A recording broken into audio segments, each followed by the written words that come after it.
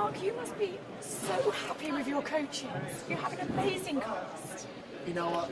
I am so blessed and so grateful that Christina said yes, along with CeeLo and Adam and Blake and Carson Daly. You know, as a producer, I'm in heaven. It's really, really great. And it's not only are they really, really talented, but the chemistry, and they're really playfully having fun together, which is really good for me. Now, I can imagine you've had so many offers to be on shows. So what attracted you to this particular show? I was attracted to the actual title, and then when I saw what was behind it, because a lot of shows, they don't hold up to what they are titled.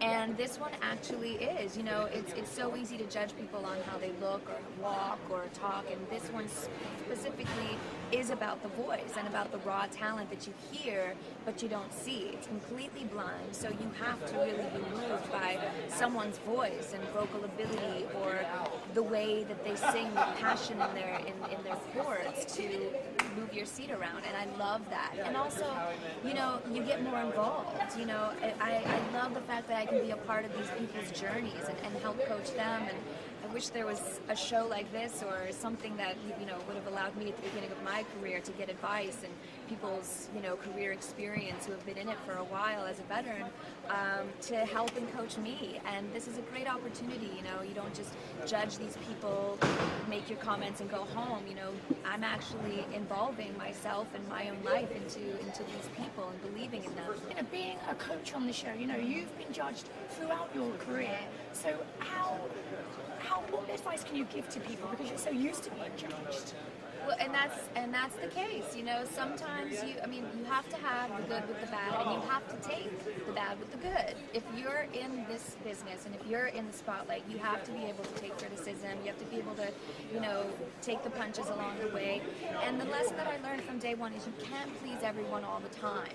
And you just, at the end of the day, have to trust your gut, trust your instinct, go for what you believe in, who you are, and then the rest goes out the window. You know, don't overthink it. They have to be themselves. And that's what I like too, is the fact that, you know, when I first came out, it was very much do this, be this, sing this. You know, it was a part of a sort of pop explosion where I was sort of told how to be. And I really want to find who these individuals are and what they're really about, and give them the wings to be able to fly and find themselves through this journey.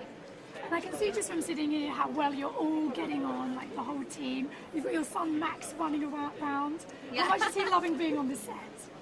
Yeah, he's got a thing for it. I'm watching him over there. He definitely wanted to come to work with Mommy. I was like, you know, sure, I'm not going to, you know, I'm going to be on the camera. He's like, no, I'm coming with Mommy. So I think he's drawn to the spotlight a little. So what do you think is the biggest mistake singers can make? Well, for me in particular, you know, I was really fortunate to have a grandma who really believed in me since I was really, really young. I've been singing since I was 6 years old and performing in public at different events and things from a very, very young age. It was just always something that I was drawn to doing.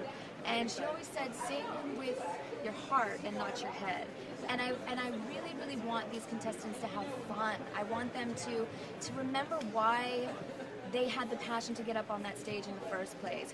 Throw everything else out the window. Lose yourself if you have to. Along the way, if you slip up, if there's a mishap, it doesn't matter as long as you were feeling it and as long as you were in the moment. I just want these people to enjoy being on that stage and living in that moment. I mean, and I think that when you overthink something and you become too critical of yourself and too predictable, then you lose all the magic involved and the raw quality that makes your talent and your individuality special.